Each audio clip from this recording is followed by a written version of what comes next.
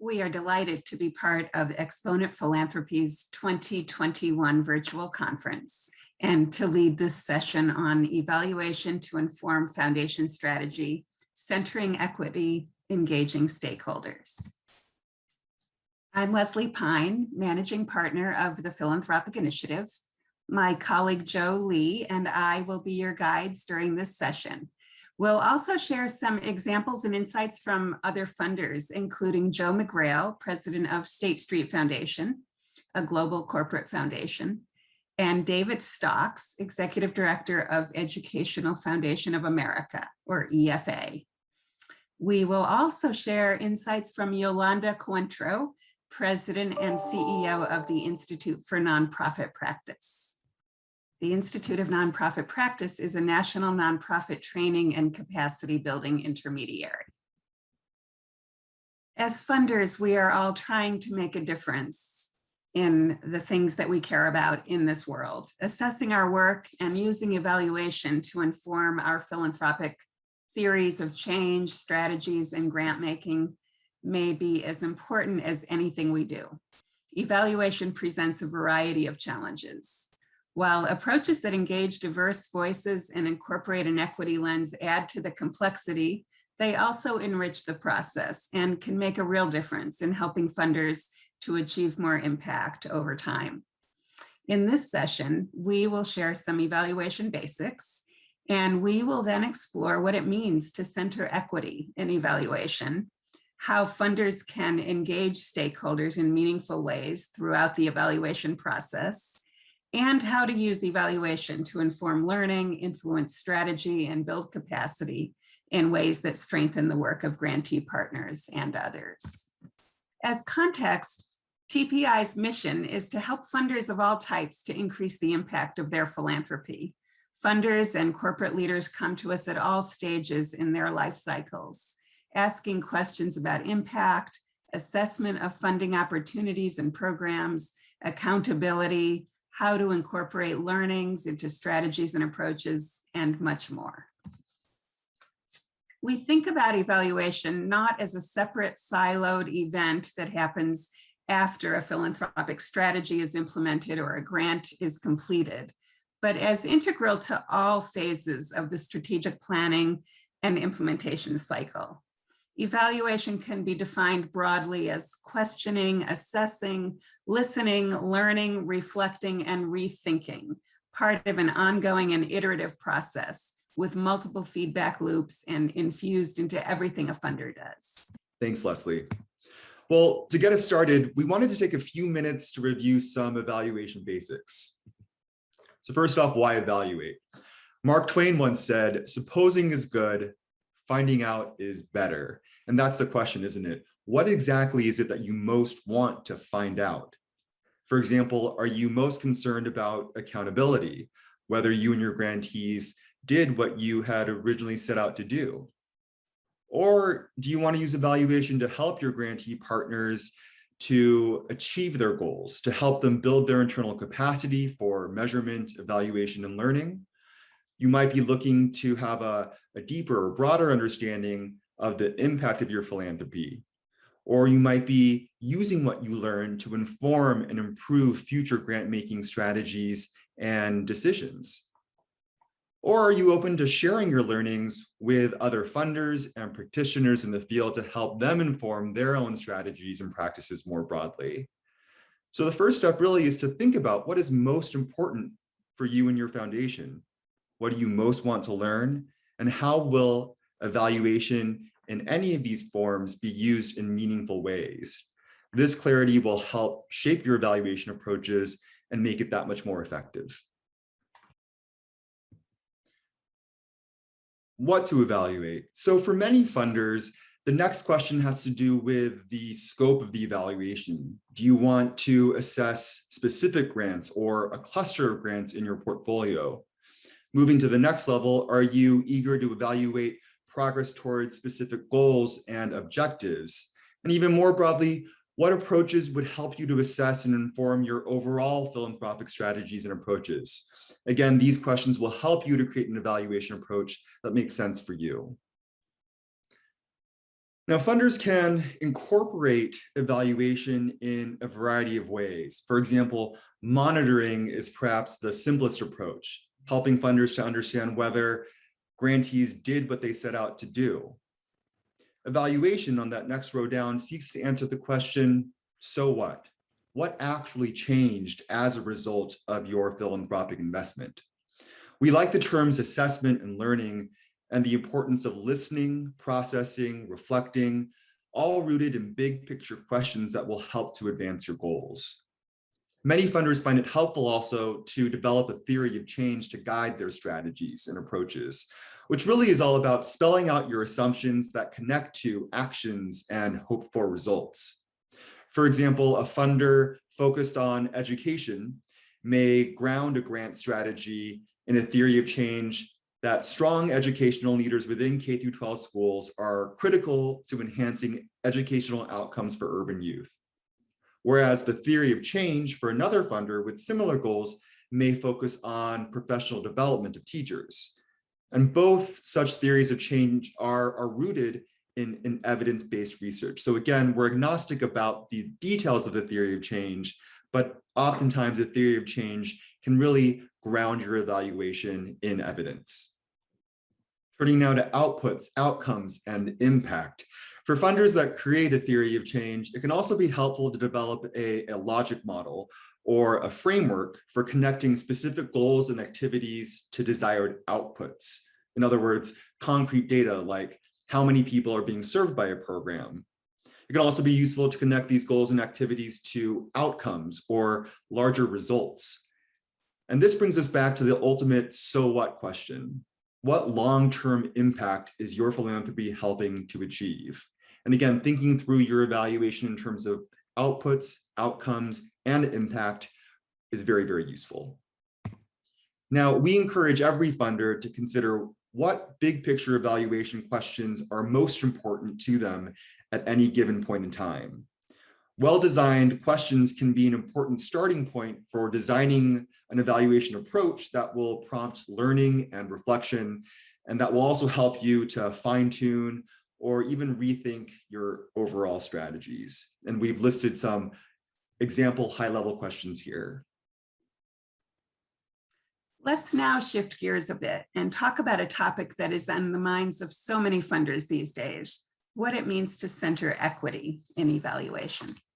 While there are many ways to define equity and equity-centered evaluation, we like the definition developed by the Equitable Evaluation Framework. It represents a shared vision informed by foundations and others in the field of philanthropy. And it describes equity-centered evaluation as evaluations that are conceptualized, implemented, and used in ways that promote equity, and that one, help to answer questions about how historical and structural decisions have contributed to the condition to be addressed, effects on different populations and on underlying systemic drivers of inequity, ways in which cultural context may influence both structural conditions and the change initiative itself. Second, equity-centered evaluations incorporate diverse voices in design, implementation, and analysis. And third, they are multiculturally valid, meaning that evaluation findings and resulting actions and judgments are valid across multiple dimensions of cultural diversity. Evaluation with a strong equity lens can help you as a funder to better understand what impact and influence you're having in the communities you care about. And it can also help you engage those communities in ways that further your equity goals. Equity-centered evaluation can also shift the focus of evaluation efforts in ways that can be beneficial to multiple stakeholders, raising questions like, who asks the questions? Who owns and interprets the data? Who benefits from the evaluation findings and recommendations? Let's talk about a specific example of how one foundation is intentionally incorporating an equity lens into its evaluation, research, and learning. State Street Foundation, a large multinational corporate foundation, focuses largely on two strategic focus areas, education and workforce development for less advantaged populations. The foundation engaged TPI to conduct 2 studies, an assessment of its grantee partners and an environmental scan to identify nonprofit organizations that are explicitly working to advance racial equity and social justice in the Boston area. We obtained input through a combination of surveys and interviews with thought leaders and funders. Well, welcome. Thanks so much, Joe. Can you begin by telling us who you are, where you work, and what your role is? Absolutely. My name is Joe McGrail, and I am the president of the State Street Foundation, aligned with State Street Corporation, a global financial services company headquartered here in Boston. And just my career history, I've actually been with State Street for 24 years in various roles, but my most consistent role has been in foundation management, and I was chief operating officer for 10 years and then became foundation president about 2.5, 3 years ago. Can you elaborate a little bit more about how the foundation works to advance issues related to overall equity and social justice? Yeah, I think though that terminology for the foundation and for many others, I think in this country is reasonably new. I think the issue had always been what's the most effective way, other than meeting immediate needs, which we all know. You know, there are housing needs, there are food security needs, there are so many needs that are immediate. But what are the kinds of strategies that we could pursue and organizations we could align with that would create at scale more economic opportunity? And while we knew when we chose to focus our Boston Wins initiative 100% on the Boston Public School high school population, we knew that we were pursuing an equity-based strategy. We knew because of the demographic of the school system that 84% of the kids in the schools in Boston are non-white. And so we knew that Black and brown kids were going to be getting priority from the partners that we agreed to operate in a coordinated fashion for over a 4-year period.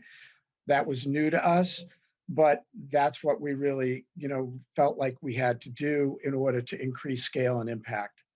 Are equity considerations incorporated into State Street's current kind of mission, strategies, and goals, or is it a little bit more implicit? No, it's actually front and center. And that brings us to the transition that we're in the process of making with the help of TPI. And we've really taken on the responsibility, and I think that's what it feels like to a lot of us, to go deeper than we've been going. Program efficacy really matters. We actually grew the number of students based on estimates from our 5 partners in WINS by 69% over the first 4 years over the baseline number. So we were getting more services into more students' hands without a doubt, but that's all important. But what we didn't do, because we thought we made the right decision by focusing on a challenged school district that was highly populated by low-income minority students. And that's where the help was needed, and that's where we would focus. And we didn't need to confirm that that's who we were reaching. That wasn't good enough come 2020. We really felt like we needed to do some demographic data gathering around who's being served. We needed to begin to understand the equity profile of the organization itself. And what I mean by that is who's leading the organization, who's the senior team, what does the overall staff look like? And lastly, is the board diverse? Does it have connections into the community that it hopes to serve? Black and brown led organizations were not getting their fair share of philanthropy dollars.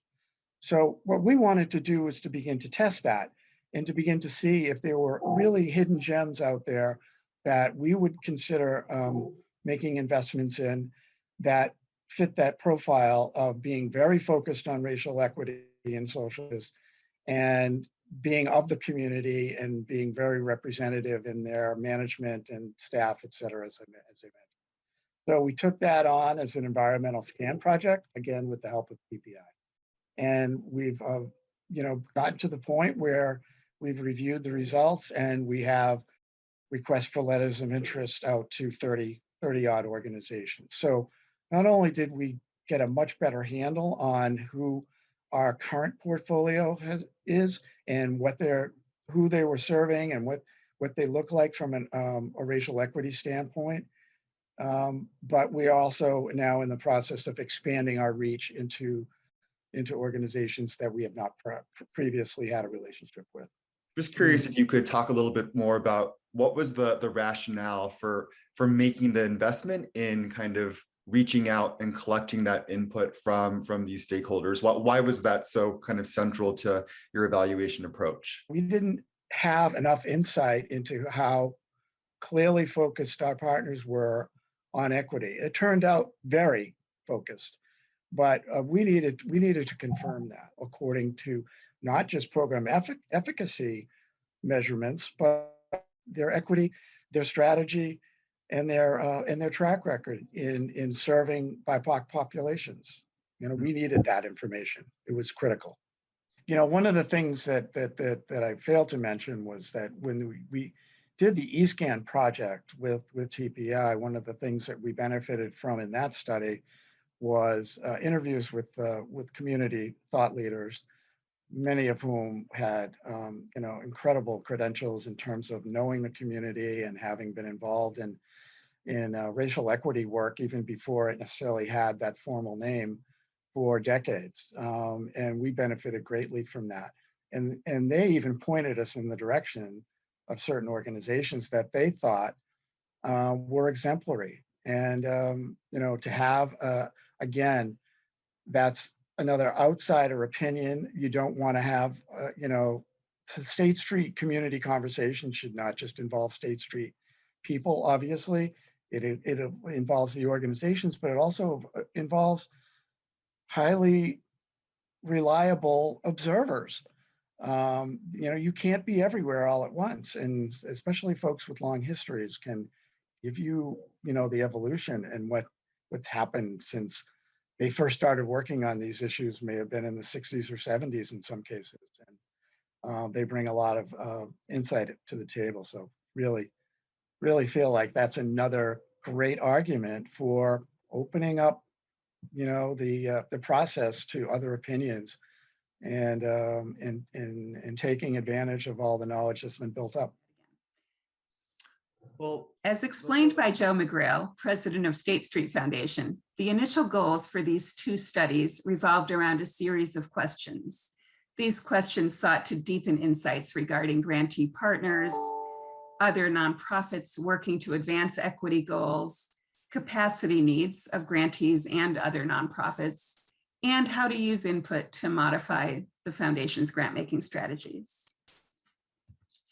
As Joe McGrail notes, our interviews with thought leaders as part of this work provided important input that has helped to shape State Street Foundation's thinking and approaches going forward.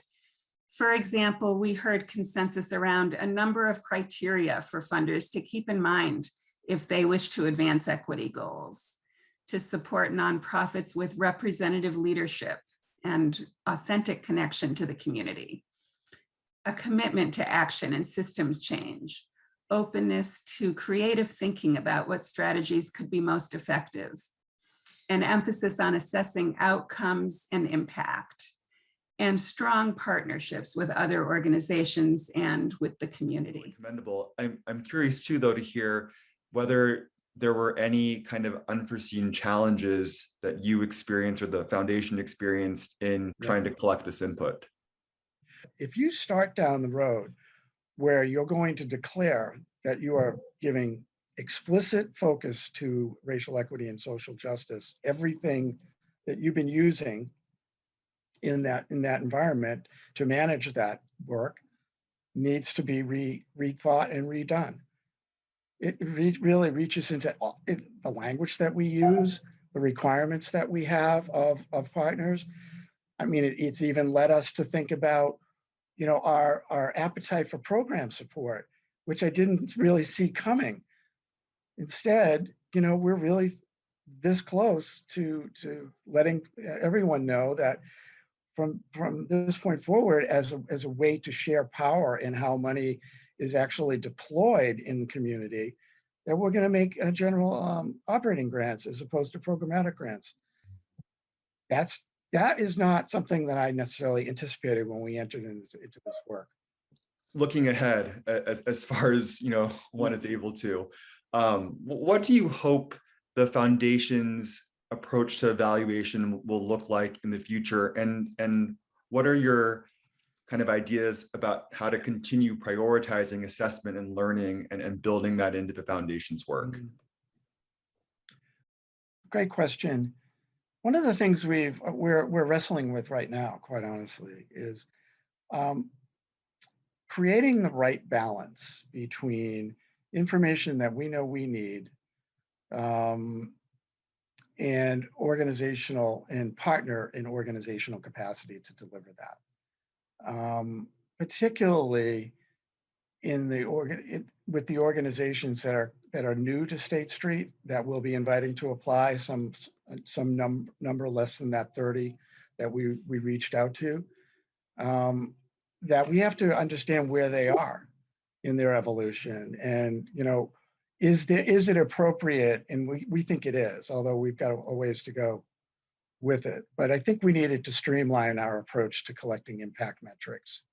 And so one of the things that I did not discuss was that when we were moving towards understanding high impact investing or venture philanthropy driven investing, that coincided with us moving to an online grant application for our US organization.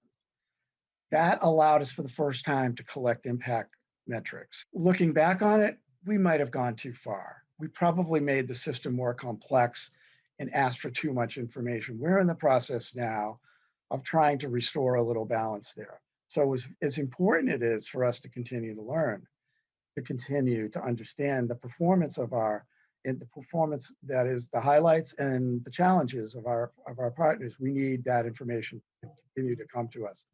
But on the other hand, we have to realize that not every organization is in the same place in terms of being able to report. And so we're going to make some adjustments for sure. And it's going to be under the theme of streamlining. Now, that we may find that that's not enough. We may find that we want to go deeper into evaluating the performance of our organizations down the line. But I don't think in the short run, it's going to head in that direction. In the short run, I think it's going to be more of a balance between what we absolutely need to have and what is reasonable to expect from our reporting organizations. Right.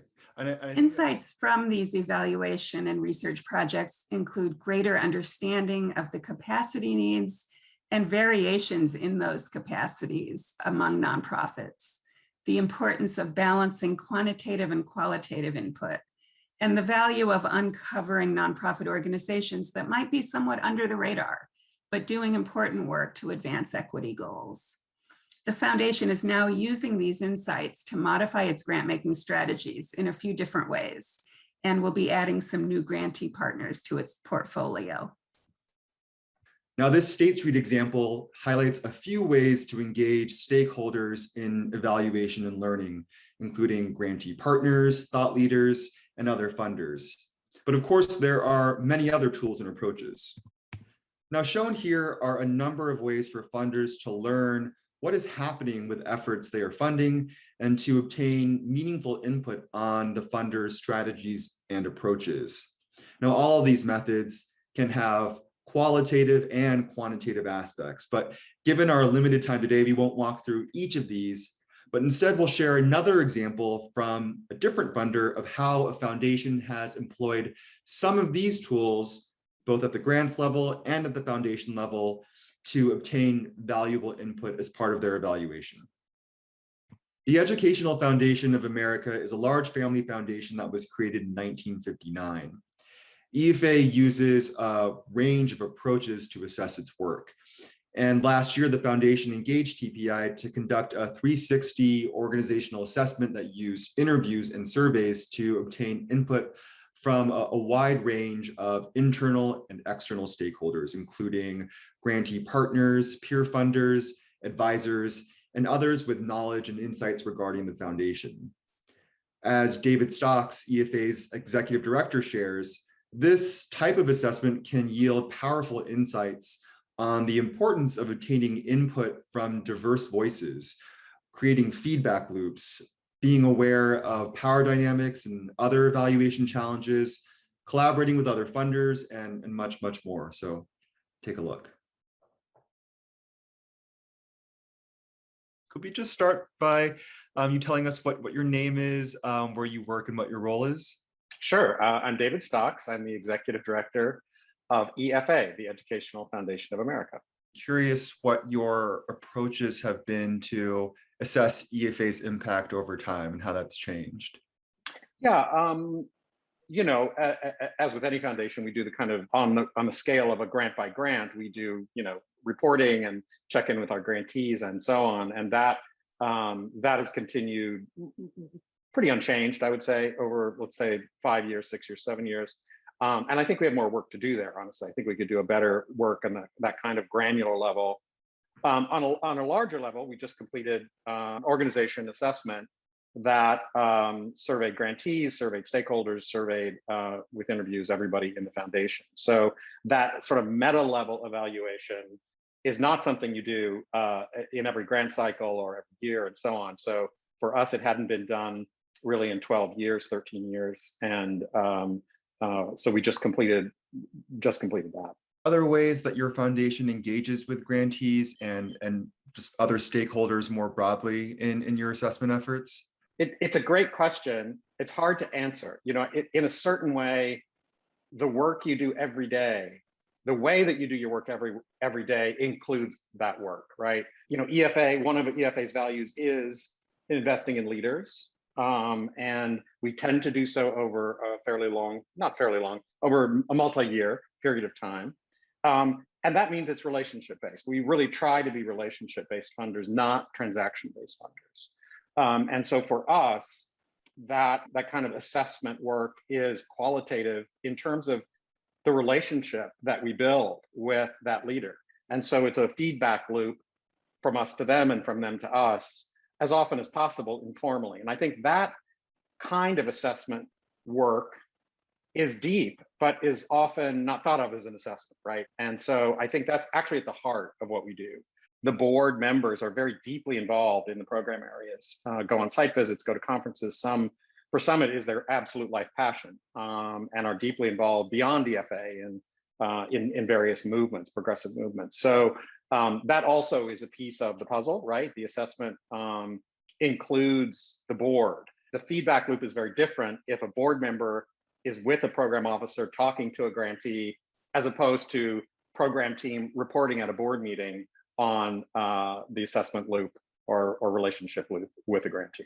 Any challenges, I suppose, that came up in your efforts to engage external stakeholders that you hadn't anticipated? No, I think it's always the one that you do anticipate and sometimes forget about, which is the power dynamic, right? I mean, most organizations, businesses, whether business, nonprofit, you know, a performing arts center has clients and they buy a ticket and they come to the show and so on. So that kind of stakeholder is very different. Foundations just are really ivory tower kind of places. And, you know, all of our money's in the bank. We don't charge admission to a stakeholder. And many of the stakeholders rely on our money, right? So the money dynamic and the power dynamic of a foundation, I think, is always extremely difficult to get beyond when you're encountering any interaction with whether it's stakeholders or anybody outside the foundation. It's we try to be as aware of it as possible, but it never goes away.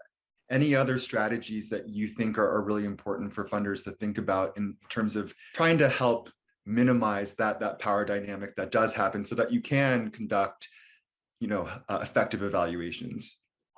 Again, I think going back to relationship versus transaction, I think that's absolutely critical, at least from our point of view. I can understand why particularly larger foundations move more into the quantitative realm than we do. We're more qualitative for sure. I think the other thing that's really helped us is geographically where we do our work. Getting outside of the bubbles of major metropolitan areas on the coasts, which are the progressive cities and so on. We do a lot of work in very poor, very rural areas of the country, often considered very conservative parts of the country. But it's incredibly important. It's incredibly important in regaining your humility and not be a know-it-all from New York or whatever, to go and really interact with people in different parts of the country. And building on that, thinking about getting out of our bubbles and interacting with folks who aren't normally part of the communities we surround ourselves with. What have been the most useful tools or approaches for your foundation in assessing work in those specific areas? I would say a couple of things. One, again, this approach of longer term work. It takes a very long time to establish trust, to understand the power dynamics of a place, to understand sort of the ecosystem that surrounds whatever program area you're talking about, whether it be economic or political or demographic. I mean, there are just so many things that come into play when you're working in a geography you don't know. So that longer term time frame is incredibly important to accurate assessment of work. I think that's really important, because almost no work in the world works at the time frame of a grant, right? Almost all of it is slower, at least in terms of meaningful assessment over time. The other thing is we tend to find that working alongside other funders is an incredibly important way for us to work effectively and evaluate the work. A good example is a number of our program areas work in Central Appalachia, and there's an Appalachia Funders Network, which is an incredibly powerful tool, particularly for a funder from outside the region, to understand what has been the history of philanthropy in the region, successes and failures, the nonprofit ecosystem, hearing the approaches that others have in the region. So those sort of funder alliances, funder networks are incredibly important for all kinds of things, but including evaluation. I know that EFA reached out to grantees, former grantees, peer funders, vendors, and it was really important to cast a very wide net. Just wanted to hear more of your thinking about why you felt like it was so important to sort of have that diversity of opinion. Yeah, I think it's the power dynamic. It's the ivory tower issue. It is that with a foundation, we often think that our only stakeholders are our grantees, which is not true. I think also we tend to shine our own apple and not look at past grantees and look at how was that relationship? What could we have done better? What did we do wrong? I mean, because foundations, we all do things wrong. It's okay. Part of evaluation is understanding what that might be and learning from it. It's not a damning thing to say that. And so trying to understand the foundation from all facets of everybody who's in its orbit or in its universe is a better term, is incredibly helpful. I will say, some of that was more helpful than others, and some more central to evaluation than others. But I think the sort of symphony that's created by all of those voices being heard was incredibly important to us, and made the board feel that the decisions that they make based upon this evaluation are grounded. The insights offered by Joe McGrail and David Stocks raise a number of provocative questions for funders to consider. And in the spirit of listening to diverse voices, we asked Yolanda Cointreau, President and CEO of the Institute of Nonprofit Practice, to share some thoughts for funders. Much of the advice from Yolanda reinforces and builds on what we have heard from Joe McGrail and David Stocks on the importance of listening to diverse voices, creating feedback loops, building strong relationships, finding the right balance between hard data and qualitative input and ideas. and helping nonprofits to develop their internal evaluation capacity. So Yolanda, thank you so much for joining us. Really appreciate it. I'm really excited to be here. Thanks for having me. Of course. Well, first off, can you begin by telling us who you are, where you work, and what your role is? Sure. I'm Yolanda Coentro, President and CEO of the Institute for Nonprofit Practice. And our main headquarters is in the Boston area, but we're a national organization. And can you share a little bit about the Institute for Nonprofit Practice's overall goals and its evolution? Sure. So overall, we are working to bring the skills, networks, and resources to social impact leaders that they need to build a more equitable future for all. And so that takes a lot of different forms relative to our programming. But we are essentially a leadership development program, a capacity building program that infuses different resources into the hands of individual leaders and organizations to both ensure organizational effectiveness and support individual leaders in rising in the field and being effective. We have always, since our onset, integrated and embedded a diversity, equity, inclusion, and belonging lens into all that we teach. And we've also prioritized really pushing resources towards more women and people of color and advancing in the sector, and ensuring that we could embody our values around DEIB and all of our organizational practices. Curious how you think evaluation fits into the equation and how funders can do not just a good job, but an even better job of listening to and learning from grantee partners and others in the community. One of the things that I think is helpful are there's, the initiative Listen for Good. Part of what they've done is funders invest in evaluation, capacity building for organizations through them. And then they offer support to organizations to develop some evaluation tools. But beyond that, it's like an evaluation philosophy. So the Boston Foundation, as an example, nominated us for this a number of years ago. We then actually got to learn how might we put together an evaluation tool that wasn't cost prohibitive and was also grounded in our values.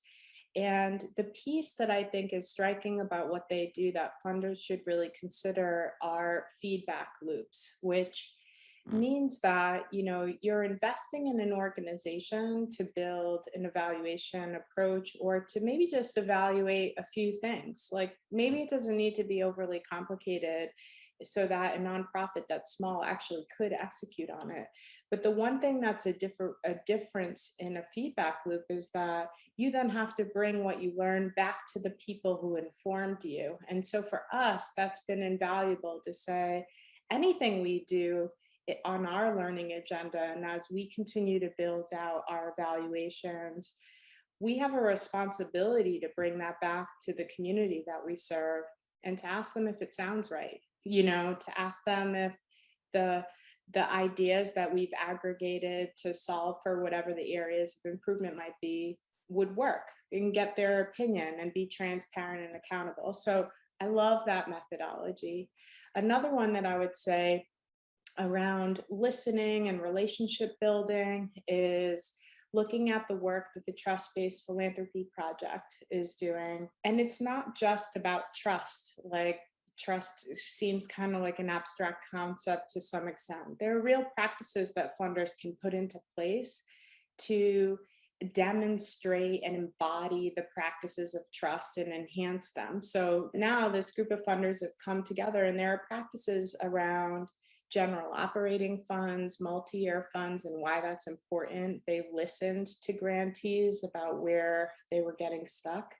And that was one of the very concrete practices they put into place. But beyond that, reducing the amount of administrative work, knowing how much time and so money goes into fundraising as an activity, and it may not actually pour out for you as a funder what's most important to know about your impact or the challenges that a nonprofit might really be facing. And so they integrate things like conversations instead of a comprehensive written report that might be really structured and then might not get you the opportunity for the relationship building that you want. So I think between feedback loops and the practices of trust-based philanthropy, there's some really important stuff there to shape practice in a way that's relational, accountable, transparent, and also equitable in the end. Are there other kinds of questions that you think funders need to be asking their grantee partners, or asking themselves, that are really critical in terms of doing an evaluation effectively? One of the things that comes to mind is, there are opportunities along the way in a grant cycle, whether it's a mid-year report or a check-in conversation, where I think sometimes we don't necessarily, we're asking for hard data by the end of a grant report, right? If funders ask us, like, what are the outcomes related to what you applied for? But we're missing opportunities along the way to say, what didn't we ask ourselves about, or what might we not be measuring that actually now in this context we think we kind of wish we did, and maybe it's a goal for the following year? Or what might we be learning about our evaluations that either are really supportive of our work and going really well and we can build on them, or it's not working, and what's the cost of that?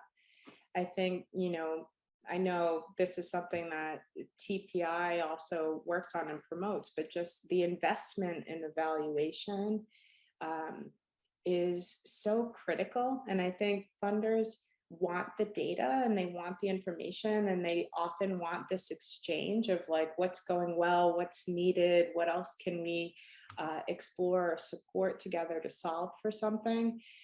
But in the absence of actually funding the capacity that's needed to get this kind of information, anytime you put a focus group together, you run a survey, or any of these things, they're really expensive, especially when you don't have staff on the ground to get it done. And I think we underestimate that. So it's like, you can have your strategies about, the areas that you're trying to target, but oftentimes funders think, I'm not a capacity building funder, or I'm not a leadership development funder, or, whatever it might be. Those seem like infrastructure kinds of investments.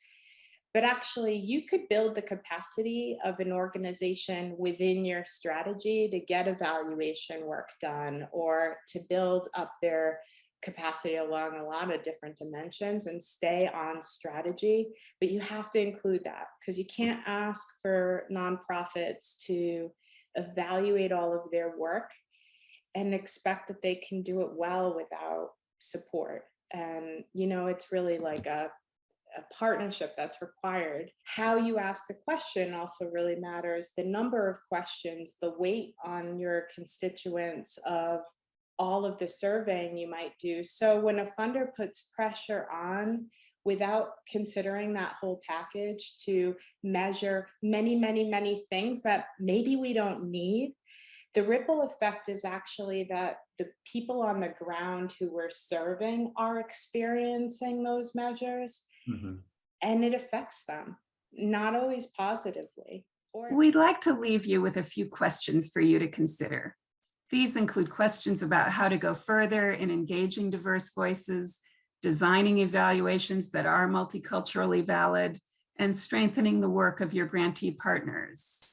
And these questions might offer the beginnings of a roadmap for your next steps. The very act of asking these types of questions is an important step forward. We hope this session has provided some helpful evaluation basics, tools, and approaches, as well as some useful examples and insights that will help you on your journey to infuse evaluation into your philanthropic strategies. and we're happy to engage in more discussion as part of today's after chat session. Have a great day.